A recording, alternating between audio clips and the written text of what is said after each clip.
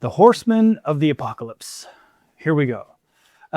Before we get into too much of the detail, I want to set the scene for what we're going to discuss, and that is not necessarily the Bible study elements of this, which is a great study to do if you're on your own and watching from home. This comes from Revelation chapter 6, verses 1 all the way through 8. It covers the first 4 seals of what we know is either the time of tribulation, or some people call it the apocalypse.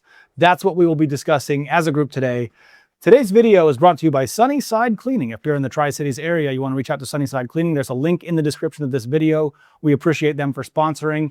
Gentlemen, let's talk Four Horsemen of the Apocalypse. I've got Avery with me. We'll be chatting through it. It's great to be here. I'm excited. This is going to be a good one. Awesome. I think so too. Johnny, how you feel about the Four Horsemen of the Apocalypse? I'm excited. Okay, first question. And as most people know, we have a list. We get questions. We go through them. We talk about them.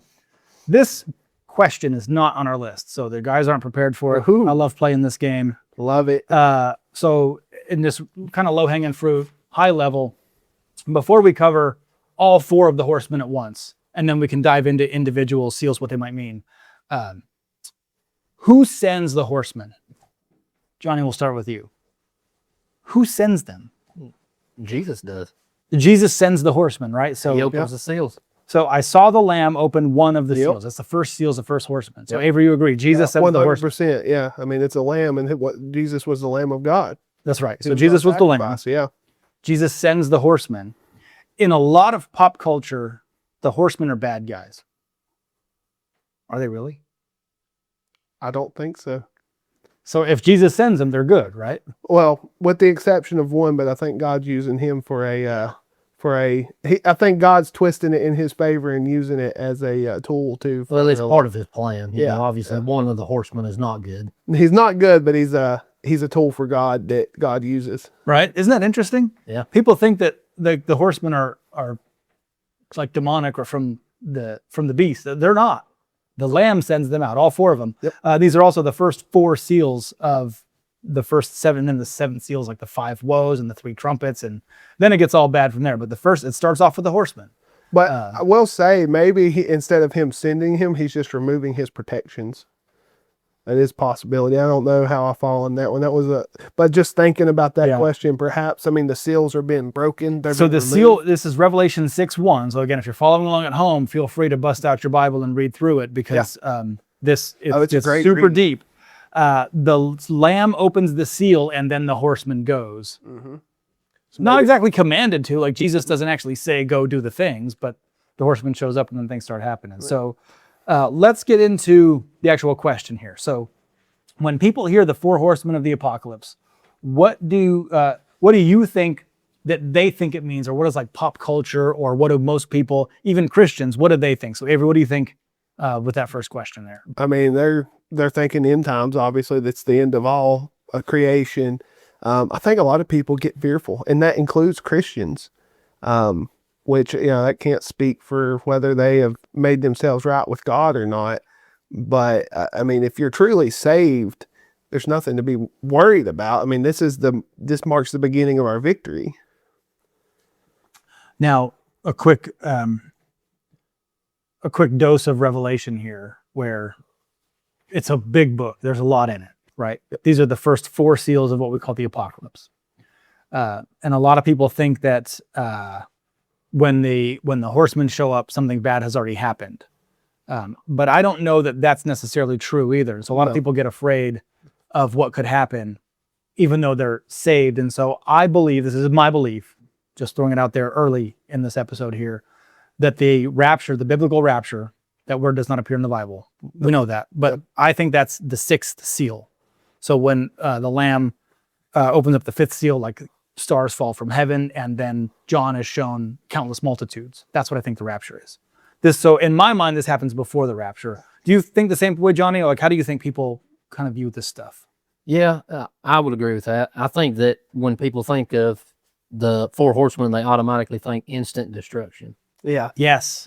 They just think that, when this is here, it's over. Everything's done and said. But, we have to understand that the end began long ago, the beginning of the end. If you look, when Jesus died on the cross, that's when it all began. And if you look at 1 Peter chapter 4:7, even the apostles and disciples, they knew.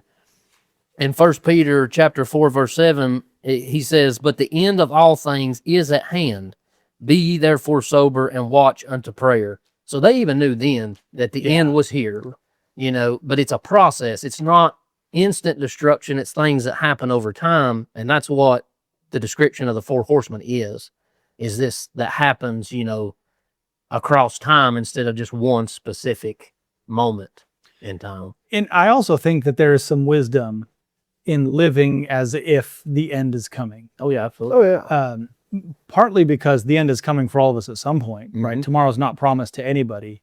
And anyone who's had a health scare kind of recognizes that real easy. Like, yeah, I've seen this happen quickly with some folks. And so I don't think there's anything wrong with living that way either. Like, Jesus might come back today, and people say it all the time. And there's a phrase that my pastor will say. I'll say, some congregates will say that they want Jesus to come back, but it's not today.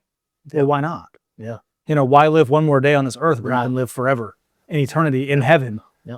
So I can't quote a specific verse, but wasn't it Paul that said that he would be selfish to, he wants to go back, but that's selfish thinking that he has to stay here to finish the Lord's work? Well, he was explaining it to him like, to live was to gain. Yeah, And then, to gain. he would get to go to heaven. He would be with Jesus. To and die to was to live, die. to die is gain. Yeah, to die live was is gain. Christ. Yeah. And he said that it was needful for him to live for them, so. But he even expressed there that he was ready. He Oh, was yeah. he wanted to go home. that's right. He's absolutely I mean, we're all strangers in a world that we don't really belong in. No, it's right. We're going to be called home one day. This isn't home. That's right. I mean, we make the most of it, Oh yeah. but at the end of the day, like, we're trying to further the gospel. That's why we're doing this. Actually, yeah. we're trying to further the gospel right now. So funny enough, the word apocalypse means revealing or unveiling. It doesn't mean I destruction. love you mentioning that. How does that shift the way we think about the end times and what Christ is doing in Revelation? So go ahead, Avery. So we'll get more into detail with some of when we get to the individual horsemen, but talking about, I mean, it's a great revealing. So if you look at it, instead of destruction, he's revealing the evil that's already here that people don't see. I think there's going to be a lot of people that realize the evils that they live in and that they see every day. I mean, right now we don't think about the bad things that happened, but through this process, the good things that the Lord gave us are going to be called home. What do you What's mean the gonna be- bad things that happen? Well, you look at murder, war, famine, people going, without food, people suffering, living in the streets, all this suffering. And we go, I mean, think about each and every one of us that we go out throughout our lives, and that stuff we put to, like, we don't want to see it. When Yeah. you see somebody, when you see a homeless person at a red light asking for food, most people, if you'll watch, they'll look away. Yeah. That's just stuff they don't want to see. And I think through this process, all that stuff is going to be brought to light to a point that you can't ignore it. That's right. Like the scales will come from our eyes and that kind of thing. So Johnny, how about you, man? The word apocalypse, meaning revealing or unveiling. What are your thoughts on that? I think for the saved, it should shift our focus from Revelation being a mystery to it being a divine guide handed down by Jesus, and that he explains that in Revelation. The only part of Revelation, and we'll stick to the horsemen too, but the only part of Revelation that's a mystery is the seal that doesn't get opened. Yeah. Yeah. That's later in the book, right? Yeah. Yeah. The great mystery in the Bible is marriage. People don't realize that. But that's the great mystery is marriage. Revelation, like you're saying, is It's right here. it's clear, right? Yeah. And, I mean, it should, what it should do is, for us as the body of Christ, it should help us prepare for it. And it should also change, our approach and our diligence in how we warn the lost world. Yeah. Now you specifically, Johnny Holder, in this chair, you prepare really well, especially for this show. I've seen your notes. Yeah. Oh yeah. Did you type them up there? My goodness. He prepares really well for this. Does that change how you prepare? Like your life, your notes, your Bible studies, anything like that, thinking it from the lens of end times? Oh yeah, definitely. Yeah, because, like you said, even if we don't live long enough to see the end, see the tribulation and see Jesus come back. Yeah. I could die tomorrow. We could die And tomorrow. I have children that, need to be prepared if I'm not here. So it changes my perspective, all the way around. Gotcha. Okay, so let's dive into specific horsemen. There are 4, and they kind of get sent out one after another, at least in Revelation. It's chapters almost literally 1, 2, 3, and 4. The 4th ends up coming out in chapter 6. So it's like 6:6 when the 4th comes out. Or is it 6:9? No, it's chapter 8 or verse 8. I'm sorry, is when the 4th horseman comes out. Yep. So it's like one every other verse, basically, if you're doing the math. Yeah. And it's quick. Each horse is a seal. The first 4 seals are broken right away. Bang, bang, bang, bang. Pop, pop, pop. Okay. The first is war or a conquest. The second is war. The third is famine, and the 4th is death. That's sort of the order of it. There are numerous words in there, numerous translations in there that might say things in a different way. And so let's do maybe like a quick summary. So let's analyze the horsemen of war. This is the first horseman. Oh, you mean the conquering? I'm sorry, I keep doing conquering.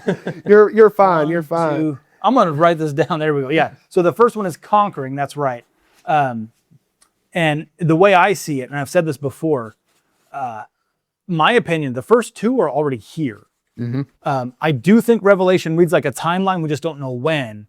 And we have plenty of conquering and war right now, and it's pretty specific. I beheld a white horse, and he that sat upon him had a bow and a crown was given unto him. And he went forth conquering to conquer. He opens the second seal, and the second horse comes out, and there was another horse that was red, and power was given him that sat thereon to take peace from the earth. And so it's war and it's conquering. And I have a bad habit of lumping them together, but the way I see it is that they're already here, in my opinion. So I got a little. Yeah, go ahead. I got a little bit of a different thought on the first horseman. I think that this is describing the Antichrist. okay. I mean, he's going to come back, and he's playing the role of Jesus in this. I mean, he's playing the role of Jesus. He's trying to say that he's divine, and I think that he is going to come in. He's going to. I mean, we all know that he is going to be, I think, a supreme world leader. I think he's going to rise above the rest. I think he's going to actually make himself a king. Oh, like an old school actual kingdom. He's going to be a king. How many countries right now have a kingdom? Do you know, like, offhand? I know it's kind of a I think the surprise. EU still has a hierarchy, but they don't fall under the 2 or kingdom. 3, ain't it? Denmark has a king. What's Wales? I don't know. Is that wrong? I mean, I know we're live right now, or we're recording, but It's part of like, the United Kingdom. Yeah. Right? is it part of the United Kingdom? Because there's so. the Yeah. king and the queen. They're technically Wales, right? There's Spain has a king. I don't know if people realize that or Spain not. They have still has a parliament king. and a king. Not many countries have kings. So what if somebody maybe this is just my bad knowledge, but like a country in the Middle East that is not very powerful, doesn't have much organization or structure, could become a kingdom. Yeah. Well, and I mean, look at it. It says that all the world powers are going to come together under one man. What would that be? That would be a kingdom. Yeah. I mean, the man's going to bring back king or woman. I mean, I can't say whether this would be a man or woman. We assume man. Yeah. But he's going to come back, and he's going to crown himself king. Not only is he going to crown himself king, but he's going to claim that he is God. Yeah. It could be. And so I think the conqueror, what better way? And think about this: who are the Jews still waiting to come? Right. A conqueror. They're waiting for Jesus That's to conquer. a good point. That's a good point. And So how what many if of them are going to follow this man? All of them, right? All The of very them, elect. every one of them, they were still waiting for Jesus to come. He's the conqueror. So I think the first seal is the Antichrist, and maybe he's here and he's working on that right now. We don't know, but at some point he's going to come out and say, "Hey, this is who I am," and the world will follow him. Could very well be. Johnny, what do you think about this one? Yeah, I agree. That's kind of where I was going. I done some study into it, and it seems to me like, the white horse in Revelation 6 is the Antichrist, or, at least that's what I believe. It makes sense. And one thing I want to point out is it says in Revelation 6, verse 2, it says, "And I saw and behold a white horse, and he that sat on him had a bow, and a crown was given unto him." That means he doesn't have power in himself. Was given to it. It was given to him. Ooh, good one. So it means, this conquering and to conquer, he had to have permission to do that. That's right. Yep. Which kind of goes along with, the Same only thing happened to Job. reason the Antichrist is allowed to do the things that he's going to be allowed to do is because Yeah. you know, God's going to allow it for his divine purpose. And that's why I mentioned the seals being broken or like a protection being removed. That's where I get that from, the thought. And if I'm not mistaken, you may know the verse. I'm not as good with the verses, but there is, if I'm not mistaken, at some point Jesus is described as riding a white horse. It's in Revelation 19. Yep. See, you already had it up. On the hillside. Yep.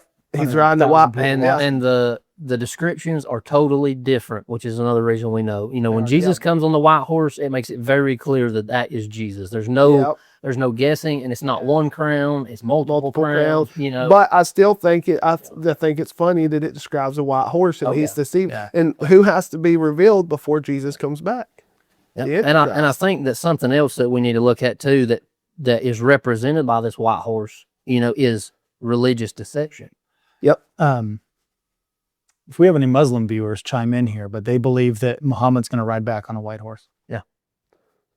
We would love to hear from the audience here. Yeah. If anybody, we're not read up on the Quran. We're not sure how that works, or at least I'm not. I'm not either. This is so. If you all out there that I've know, seen. feel free to let us know. We're here to hear. absolutely. It'd be a fun topic interesting. because now do we have some type of end times alignment? Well, you know, yeah, sort of, because, or maybe because I come across a study a while back that, and I don't know, I've not seen it for myself, but it says that, you know, in the Quran, they believe, I think it's Mahdi is what they call it. Okay. But they believe that's their Messiah, their Savior that's coming. But if you read what it describes in the Quran, based on the study, and you read what it says about the Antichrist in the Bible. So now we have all They three line up. major religions lining up. Yeah. Ours is the first horseman conquering. The Jews are looking for the conqueror Messiah to come back, and now the Muslims are also going to tie in. So like this is end times prophecy. And how many people, and Christians included, how many people are going to follow the man on the white horse? Yeah. How about the Christians who are not read up and who are not whole prepared lot. and who have not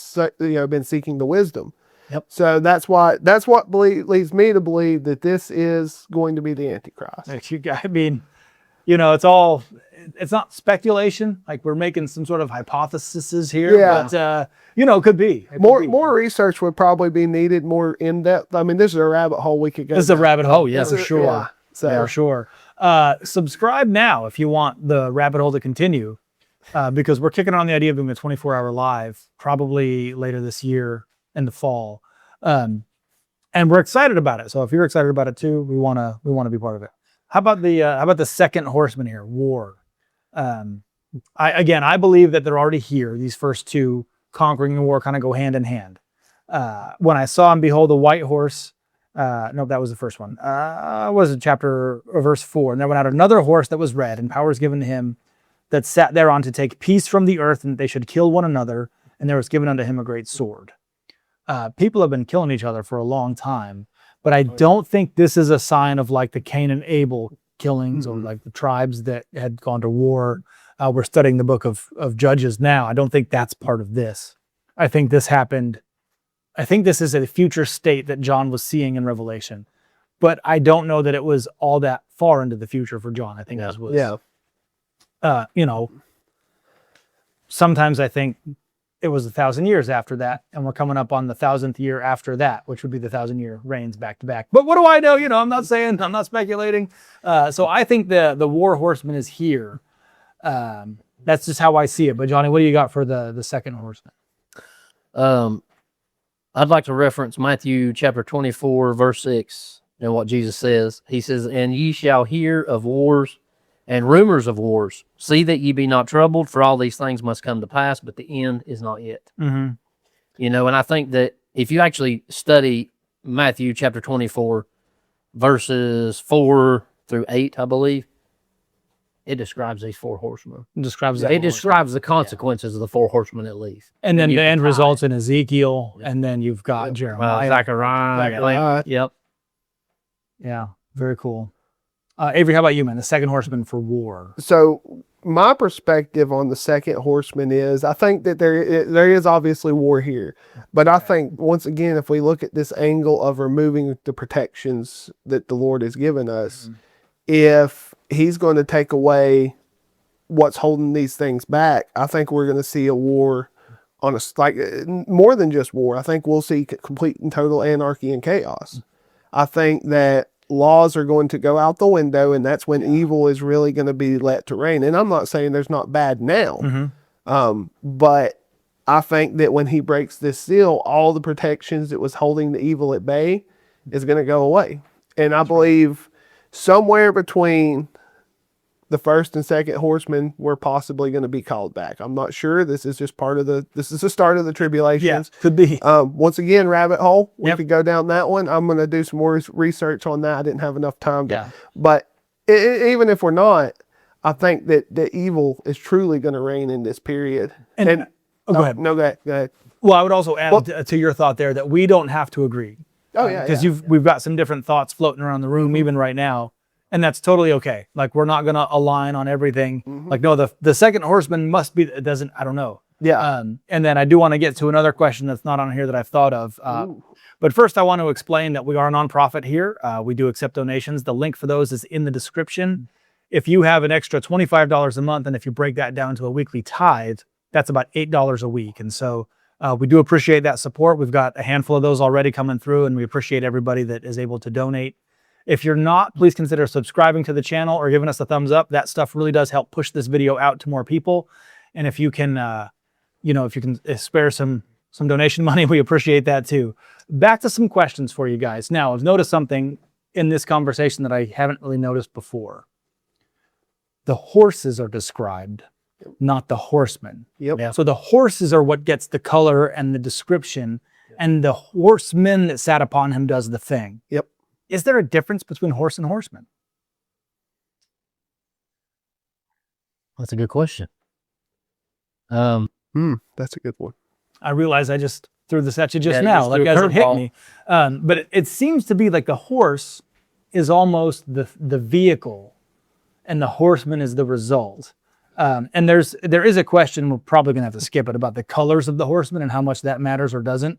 I don't know that it does matter. As the way I saw it, as John was seeing them, he was just writing stuff down, Just seeing as it. quick as he could.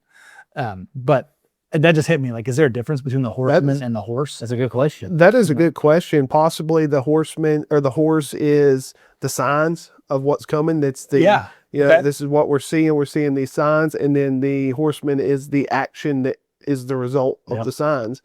That's a good one. That's good for a deep dive. It is good. I think we might have to do a part 2 on this section. Avery, you're coming up with a list of topics over here. You're like 10 deep already. kidding. I've got something for the end that's going to throw this whole thing on a completely different axle, and we're going to be spinning out. I love it. I'm saving it for the end because we will not have time to cover it. Let's get into the third horseman. Speaking of, and when he opened the third seal, I heard the beast say, "Come and see," and I beheld and lo, a black horse. And he that sat on him had a pair of balances in his hand. So your Bible might say scales. It's okay. It's just a measure. And I heard a voice in the midst of the four beasts say, "A measure of wheat for a penny, and 3 measures of barley for a penny, and see that thou hurt not the oil and the wine." There is a parable about the oil and the wine that Jesus told everybody during the end times. Make sure your lamp is ready with oil in it. And everybody calls this horseman the famine horseman. I read it slightly differently. I think it's more like a difficult time for the unbeliever horseman, because the Bible says, "Hurt not the oil and the wine." And I think there's an analogy here. Jesus turned water into wine, and we are grafted into the family because of the blood of Christ, right? So our water, so to speak, is turned into wine. That's how I've always seen it. Now, this is kind of some imagery in my own head and my thought process here. So I've always read this with some degree of comfort, like, oh, we'll be spared from it. But I don't know, that's just how I've always read it. So you guys go ahead. Did you want to go, Johnny? Yeah, sure. Go ahead, Johnny. I'll give it to you for this one. I look at it a little different. I like your take on it. I do. Yeah. I've always looked at it a little different. I do see it, as famine. And what I think's interesting that maybe a lot of people don't see, maybe it's just I see it that way, but if you look, it says a measure of wheat for a penny and 3 measures of barley for a penny. So, that at this time, what John knew, that was a day's wage for a day's worth of food. That's right. Okay, so that's inflation. Not being able to afford your food. But then, see thou hurt not the oil and the wine. What if that means? That's because the rich are making sure that the luxury items for them are not hurt. I've heard this before But, too. Yeah. You know, I mean, it's possible. Yeah. So I don't know. I mean, I like your theory though. Yeah. What about this? So you both are avid like homesteader growers, hunters, farmers, fishers. So this is going to hurt the economy of the food. Yeah. But what if you grow your own? Well, Yeah. so That's I'm true. following somewhere. Okay, I've got 2 lines on this. Okay. one. Yes. Here. So one, this is another support, more support for us being called home before we get to this stage. That is one aspect of it that I don't, that's a thought on it more than something I believe, because I mean, it says, so falling back to the first horseman being the Antichrist, once he comes, we are made to take the mark of we are not made, but the world is made to take the mark of the beast. Without the mark of the beast, you cannot purchase anything. So that means any true Christian that believes that refuses the mark will not be able to purchase. And also the way it's written, this is before then. The mark of the beast is like Revelation 13, 14. That shows up. Yep. So are you thinking that this is a clear indicator that this must be before the beast shows up? Like so this is going to be, it's kind of like a timeline here. Okay. So we have the Antichrist reveals himself. He's in, the first horseman. He's released, and he claims he claims that he is God. And when he does this, he's going to, come out and make everybody take the mark of the beast. Or do you think it coincides with the mark of the beast? I think it coincides. Okay. So we're looking at a timeline here.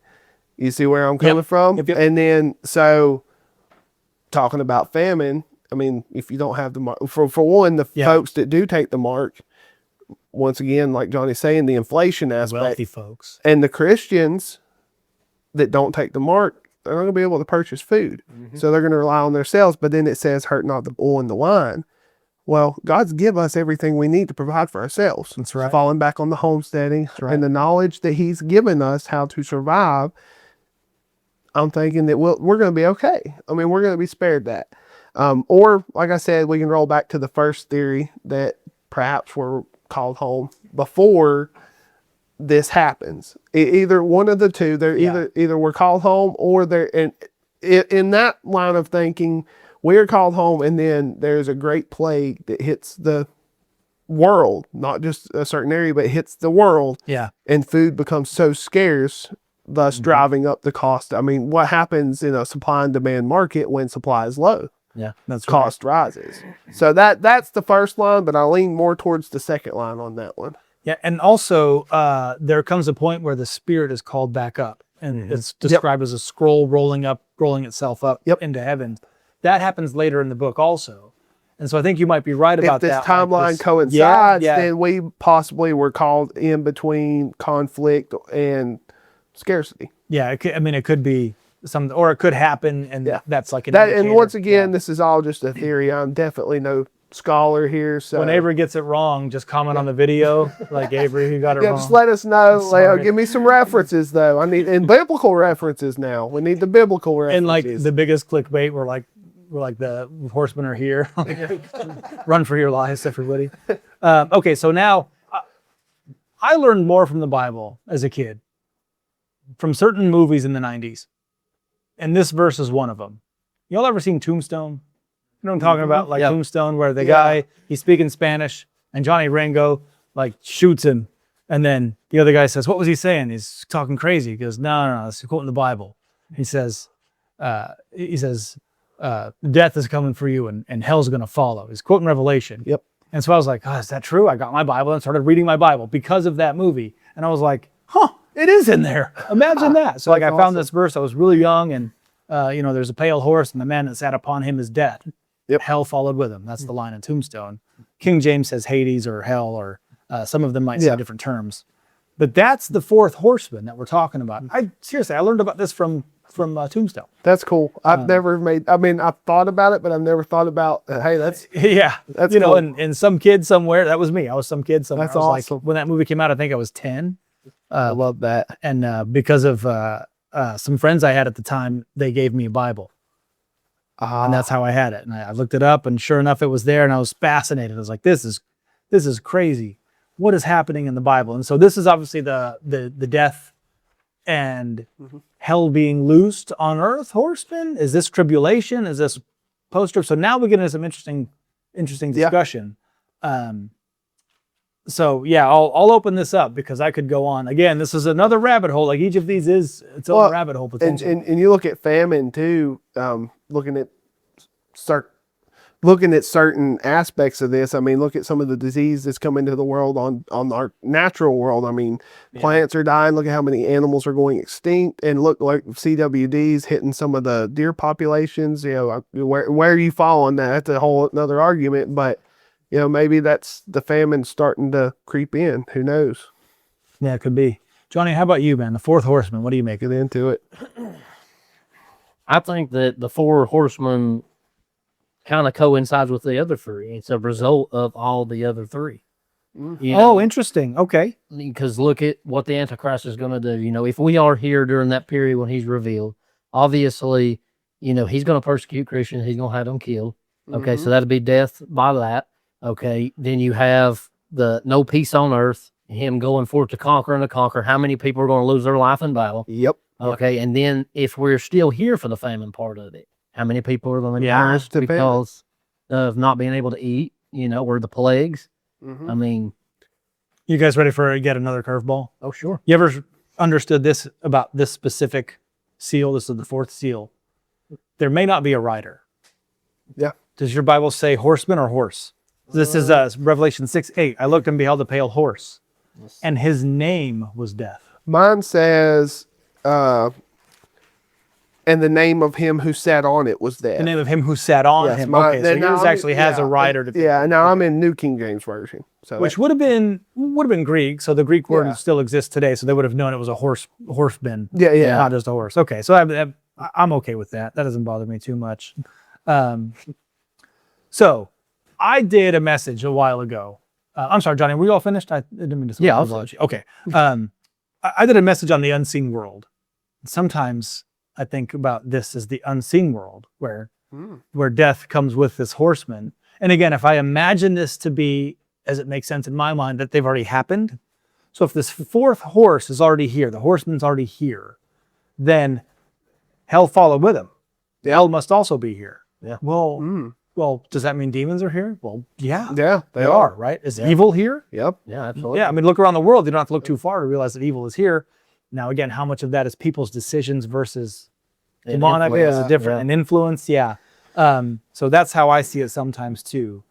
Now, here's, we'll follow up with this question, and Avery, we're getting out of time. So, you know what? Did you want to hit us with your? Yeah, okay. Completely alternate theory. Completely opposes what we're going with here, but the flat earthers are going to love this. Okay, go for it. All right, so if we're in a flat earth, right, let's take this and make it literal now. Okay. Instead of figurative speech, we're talking about literal events that occur. Okay. And a great horseman comes down from heaven. Yeah. You would be able to see that great horseman from all points of the earth, and each one of these would follow. So let's take it as a literal moment. And you know, this one's a completely alternate timeline here. This would be another rabbit hole we could go down. But what if each of these things were literal? I mean, the consequences are going to be literal, we know, regardless. But what would make an entire world believe someone is God more than someone ascending from heaven on a white horse? Here's where we could get ourselves into trouble, because we're out of time for the video. But I would ask my brother Avery, which verse says they come down? This is a good point. Which verse says down? Mine say they went forth. They went forth. Yeah. This is a good point. So, I like what you're saying. I'm with you. And I think of it the same way. I always thought they come down from... Well, but we would definitely have to go into the original languages. We would. I think that would make a difference. Make notes for our 24-hour-a-thon. Yeah, no kidding. Where we're like in the Greek. Yeah. Because that could make the difference in the argument. And that's why I say it's an alternate timeline argument. I didn't put a lot of thought into it, but it popped into my head on the way here. And I was like, you know, we always like to debate. Well, at our church, we get into the flat earth versus round earth thing. It's just a fun thing we do. And I thought if you're from Abounding Grace, you guys know what I'm talking about. And Jesse, this is a shout out for you. This is, you know, you might want to dig into this. You could use it as ammunition. You're giving people ammo against me to like fight with me on this thing. Yeah, that's pretty funny. Johnny, any closing thoughts for the Horsemen for the apocalypse before we bug out of here? And I just, I think that God uses this specific imagery, as kind of one thing I want to cover real quick, because it holds weight across time. Yeah. And just to put it plainly, it might not be enough to get people to see, but, for anybody out there that's lost, and you think that this may just be a fairy tale, I assure you it's not. And I'm not trying to twist your arm or anything, but what I am saying is that, if you're second guessing it, if you're on the fence, maybe take a second look at it, because these things are going to happen. They're going to unfold. And, there's going to come a time to where the church is not here. Mm-hmm. And when that happens, hell most definitely will be unleashed on earth. And it's going to be the worst time that anybody's ever seen. It'll definitely So, be too late. if you're on the fence, I definitely urge you to, take a second look. awesome, brother. Thank you. I appreciate that. Gentlemen, great discussion. Thank you so much for joining us from wherever you are, from home or from your phone or whatever. Do remember to subscribe and maybe like the video, and you'll catch us next week talking about, I've got our next topic. So I'll set this up for next week, and then we'll carry on with our show. Why so many young men are drifting. It has a lot to do with purpose and kind of like what you were saying, Johnny, just now, finding Jesus and why we're put on this earth. So you do want to stick around for that one. Thank you so much for watching. We do appreciate every one of you.